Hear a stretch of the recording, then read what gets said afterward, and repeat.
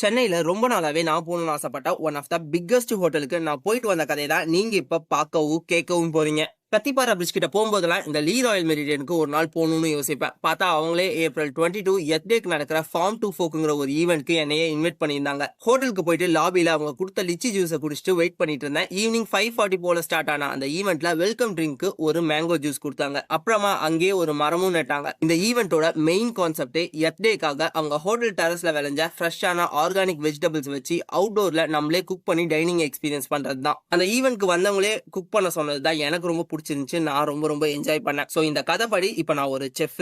நானும் அங்க வந்த டோடியும் சேர்ந்து அங்க இருக்கிறவங்களோட ஹெல்ப்போட சேர்ந்து ஒரு பாஸ்தா செஞ்சோம். ட்ரஸ்ட் மீ, நாங்க செஞ்ச டிஷ் சூப்பரா இருந்துச்சு. அண்ட் வந்த எல்லாத்துக்குமே அவங்க ஒரு செடியும் கொடுத்தாங்க. அதுக்கப்புறமா அங்க இருக்க செஃப் செஞ்ச டிஷஸ்லாம் சாப்பிட்டு ஈவெண்ட்டை முடிச்சுக்கிட்டோம். ஒன் ஆஃப் த சூப்பரான ஈவெண்ட். இதுக்கப்புறம் மறுபடியும் உள்ளே ஒரு ரெஸ்டாரண்ட் போயிட்டு 40+ டிஷஸ் இருக்க ஒரு ஹெவியான டின்னரை சாப்பிட்டுட்டு நம்மளை இன்வைட் பண்ணதுக்கு தேங்க்ஸ்னு சொல்லிட்டு அங்க இருந்து கிளம்பிட்டேன். ஓவரால் இது ஒரு சூப்பரான ஈவெண்ட். அதே மாதிரி சென்னையில இருக்க ஒன் ஆஃப் த பிக்கஸ்ட் ஹோட்டலுக்கு நீங்களும் போயிட்டு டின்னர்லாம் சாப்பிட்டு ஸ்டே எல்லாம் பண்ணிட்டு வாங்க. இந்த இடம் சூப்பரா இருக்கும்.